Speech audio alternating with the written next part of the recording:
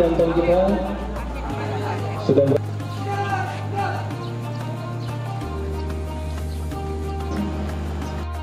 Komandan Marjan, kembali kita beri kanan Marjan. Ke kanan. Istirahat di depan. Ya.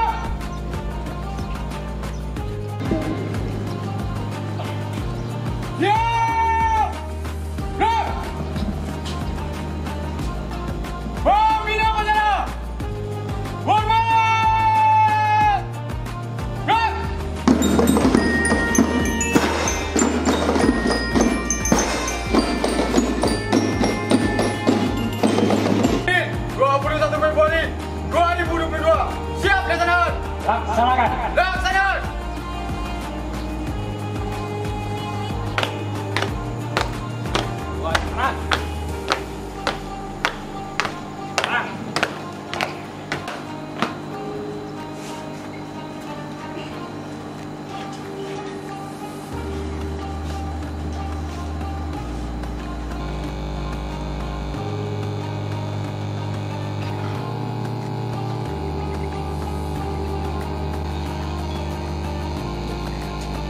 Jenderal, siap. Kepada bendera merah putih, hormat. Gerak.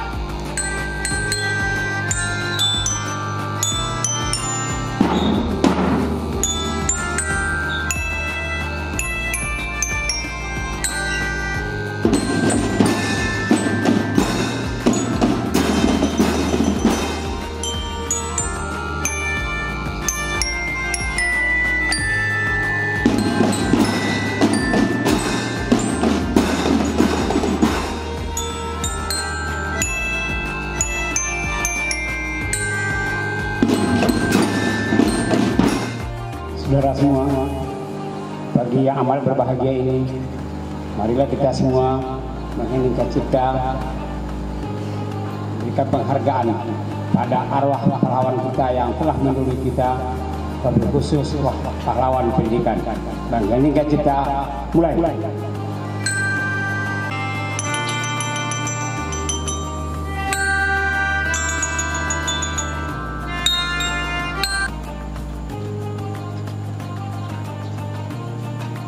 Lapor, pembacaan teks Undang-Undang Dasar tahun 1945. Siap bacakan. Bacakan. Tidak sesuai dengan pri kemanusiaan dan pri keadilan dan perjuangan pergerakan kemerdekaan Indonesia telah sampailah kepada saat yang berbahagia dengan selamat sentosa mengantarkan rakyat Indonesia ke depan pintu gerbang kemerdekaan negara Indonesia yang merdeka. Satu. Ketuhanan yang Maha Esa. Dua. Kemanusiaan yang adil dan beradab. Tiga. Persatuan Indonesia. Empat. Kerakyatan yang dipimpin oleh hikmat kebijaksanaan dalam permusyawaratan perwakilan. 5. Keadilan sosial bagi seluruh rakyat Indonesia.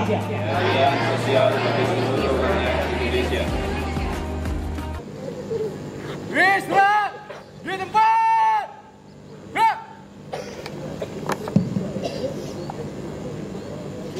Bismillahirrahmanirrahim. Assalamualaikum warahmatullahi wabarakatuh.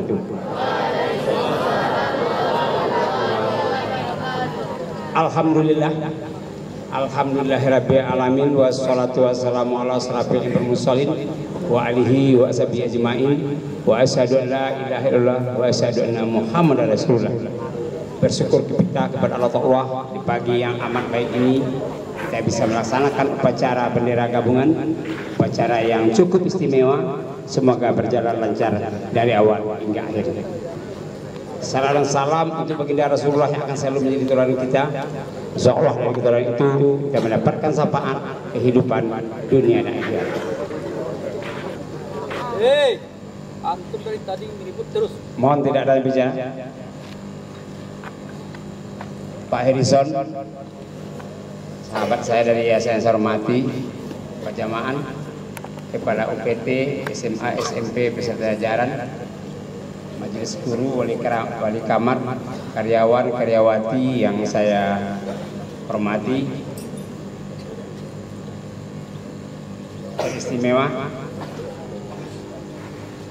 Korps Security pagi ini hadir bersama kita yang menjadi bagian tak terpisahkan dari mencapai kejayaan Hamka.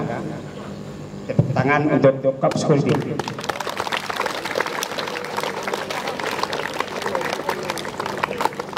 Ananda semua santriwan santriwati yang sangat saya cintai. Izinkan saya memulai. Amanat ini agak lebih panjang daripada biasanya. Sebab banyak hal yang harus saya sampaikan. Pertama adalah kita ingin melihat di masa globalisasi, di masa digital, di masa medsos yang sangat luar biasa ini, apakah sekolah masih kita butuhkan? Jawabannya tetap dibutuhkan. Saudara semua, mungkin banyak di antara kita, tidak hanya santri, mungkin juga majelis guru, mungkin juga kepala sekolah berpikir, dengan kemajuan teknologi yang sangat tinggi, apa saja yang kita inginkan bisa dijawab oleh Mbah Google dan Mbah YouTube. Apakah sekolah itu masih penting? Jawabannya tetap sangat penting. Saudara semua yang saya cintai, memang kemajuan teknologi adalah sebuah keniscayaan yang tidak bisa kita elakkan. Tapi tidak semua kebutuhan kehidupan ini terjawab oleh kemajuan Google dan YouTube itu. Ada hal-hal yang sangat fundamental. Jika kita katakan kita sebagai makhluk sosial, soal politikal itu, sekolah tetap memegang peran. Tentu sekolah dan guru harus berbenah dan berubah sesuai dengan kemajuan itu. Mungkin juga Ananda semua berbeda dengan masa saya masuk sekolah. Waktu saya sekolah, perpustakaan itu adalah kunci yang tidak bisa terpisahkan untuk mencari sumber buku. Tapi hari ini bisa berselancar di Google, bisa berselancar di YouTube, tidak perlu ke perpustakaan lagi. Hal seperti itu tentu semua kita harus berbenah. Minimal ada 3 hal yang tidak saudara dapatkan di kemajuan hari ini, dengan kemajuan teknologi, dengan kemajuan percepatan media informasi itu. Sebab kita bukanlah makhluk yang tidak bisa bermasyarakat, tapi kita adalah makhluk sosial yang saling harus berhubungan satu sama lain.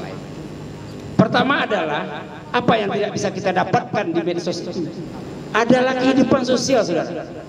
Sebenarnya medsos itu salah memberi nama. Itu bukan media sosial, itu adalah media digital dalam transformasi informasi dan kemajuan itu. Tidak ada kehidupan sosial kita dapatkan di medsos. Masalah adalah kehidupan yang kacau balau tanpa ada ketentuan. Sebab di sana serba bebas. Di sekolahlah kita, Ananda santriwan santriwati, mendapatkan kehidupan sosial itu secara baik dan utuh. Di saat Anda sakit, apakah cukup kami kirimkan cepat sembuh ya, cepat pulih? Apakah jauh lebih baik jika kita kunjungi yang sakit? Itu adalah perbuatan kehidupan sosial. Jika seorang terlambat hanya cukup dengan print out saja atau PJ print, tidak. PJ print hanya alat untuk membuat kita lebih baik, tapi tidak menjawab persoalan sebagai makhluk sosial dan kehidupan sosial. Itu yang pertama. Yang kedua yang tidak kita dapatkan di dunia digital itulah kedisiplinan kehidupan alam nyata. Saya katakan tadi, PJ print hanya mengantar kita untuk lebih disiplin, hanya sarana. Tapi yang paling disiplin itu adalah kita. Anda bisa berselancar kapan saja di Google, Anda bisa berselancar kapan saja di YouTube. Tapi YouTube tidak marah kalau Anda tidak berselancar. Tapi Anda jika tidak masuk sesuai dengan waktu, jika karyawan tidak sesuai dengan ketentuan, pasti ada teguran. Inilah yang akan mendisiplinkan diri kita. Anda bisa kapan saja, mau sourcing, mau berselancar, mau lihat, mau tidak, Google nggak marah. Tapi jika di sekolah, jika di sebuah lembaga, kita semua tidak mendisiplinkan diri, tentu ini akan membuat kita tidak lebih baik. Tidak kita dapatkan disiplin di Google itu. Disiplin kita dapatkan di dunia nyata. Saya ingin mengutip apa yang disampaikan oleh Tony Firmansyah beberapa tahun yang lalu itu. Disiplin bagi kita adalah segala-galanya, dalam artian jangan dikatakan oleh Pak Zul disiplin segala-galanya lebih dari Allah, tidak. Disiplin segala-galanya untuk mencapai kemajuan. Security kalau tidak disiplin kacau di portal. Tapi Hamka tidak mau disiplin seremonial saja. Hamka mau disiplin yang substansial. Jika portal tidak ada lagi yang terlambat, kepala sekolah cek apakah gurunya tepat waktu masuk kelas. Kepala sekolah cek apa guru mengajar sesuai dengan LKPD yang kita tentukan.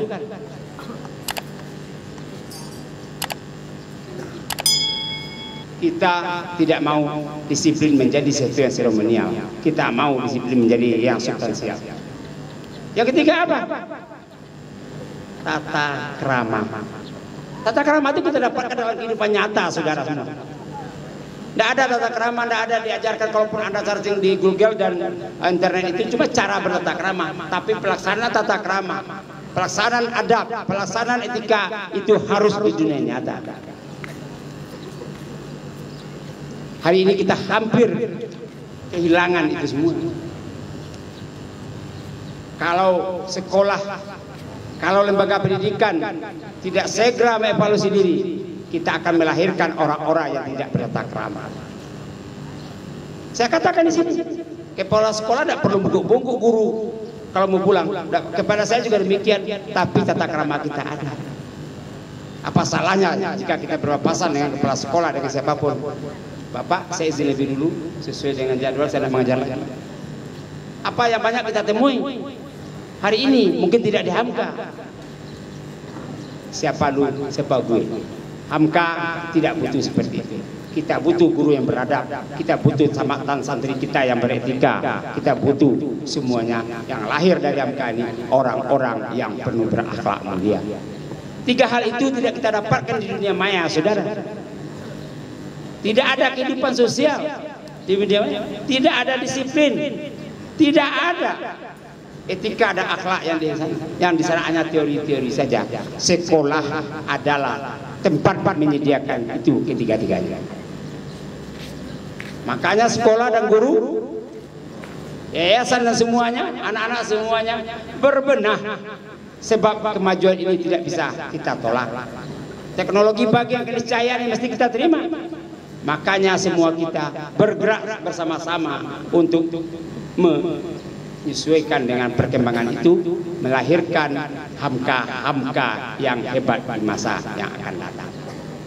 Saudara semua yang saya hormati, majelis guru, kepala sekolah, security dan seterusnya, kawan dari yayasan, marching band. Ada beberapa hal lagi, seperti awal saya sudah minta maaf agak lebih panjang. Kesempatan upacara pagi ini adalah kesempatan upacara yang istimewa. Saya ingin Hamka itu tidak punya lapisan-lapisan yang jauh berbeda. Kita sama. Security bagian terpenting dari kita. Maka hari ini security kita minta juga ikut bersama-sama kita. Dan seterusnya akan kita lakukan pembaruan seperti itu. Hari ini juga Ustaz Debi kita minta membaca Undang-Undang Dasar. Ustazah Monika membawa acara. Ini melihatkan kita adalah sama dalam satu tujuan, mencapai kemajuan Hamka yang lebih baik. Peserta upacara yang saya hormati, dalam melihat tiga fenomena tadi, saya ingin menyampaikan sebuah kisah kepada saudara. Di satu tempat ada seorang raja yang sangat baik. Dia ingin melihat bagaimana pandangan rakyatnya kepada dia. Sang raja, kita sebut saja namanya Mr. J. Mr. J memerintahkan kepada seluruh pengawal, tolong taruh batu besar ini di jalan. Apa yang diinginkan oleh sang raja itu, meletakkan batu besar, melihat bagaimana tanggapan rakyatnya terhadap dia. Dan sang raja mengendap-endap di balik belukar atau semak. Maka di jalan yang begitu bagus ditaruh batu besar, tapi masih bisa juga orang lewat.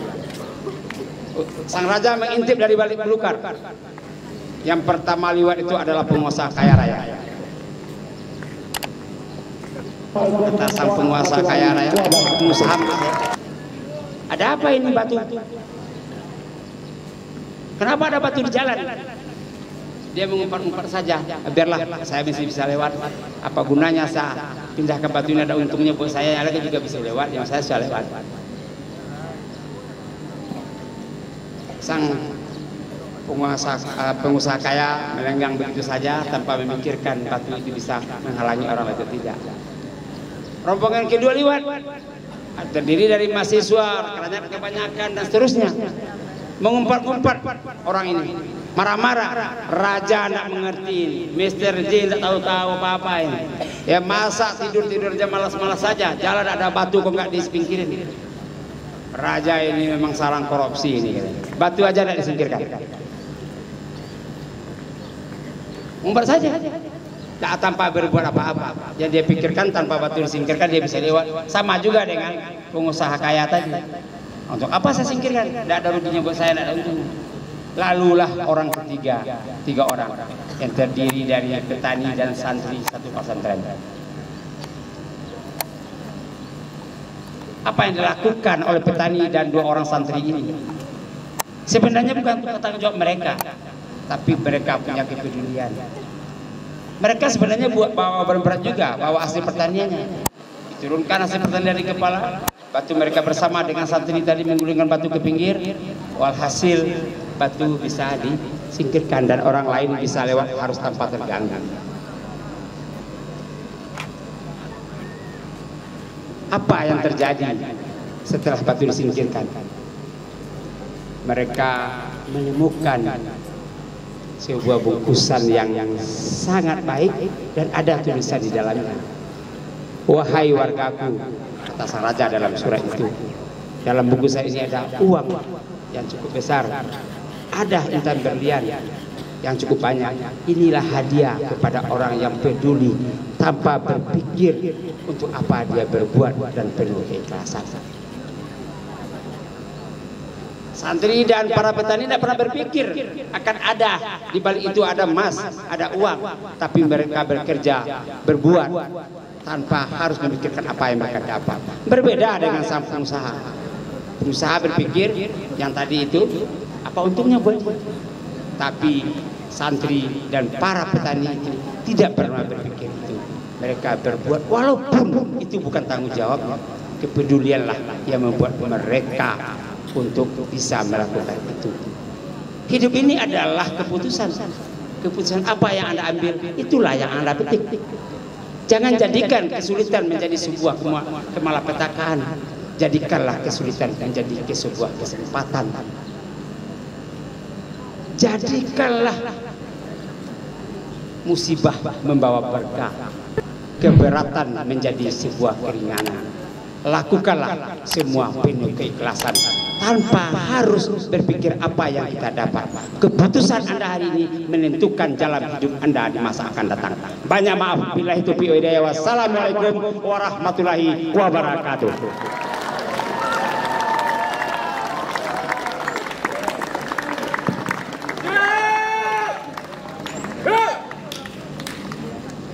Menyanyikan lagu wajib nasional.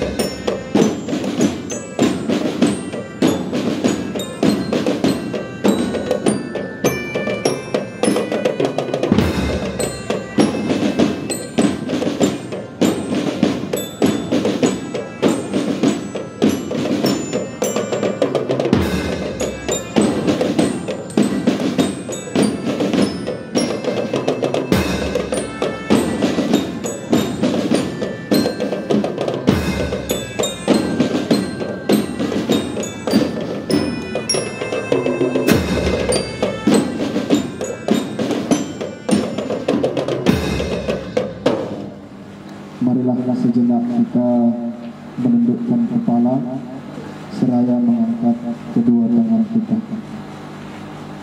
Na'udzubillahi minasyaitonir rajim. Bismillahirrahmanirrahim. Alhamdulillahi rabbil alamin. Wassalatu wassalamu ala asyrafil anbiya'i wal mursalin wa ala alihi wa sahbihi ajma'in.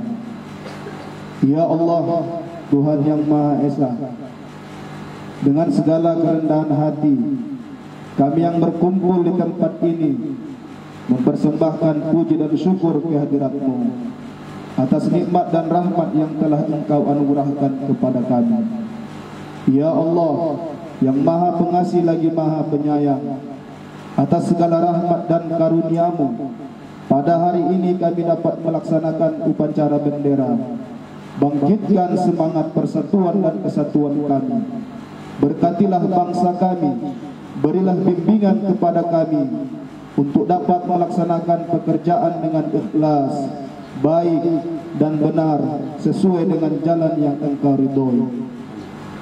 Ya Allah, Tuhan yang Maha Bijaksana, hindarkan bangsa dan negara kami dari fitnah dan mara bahaya.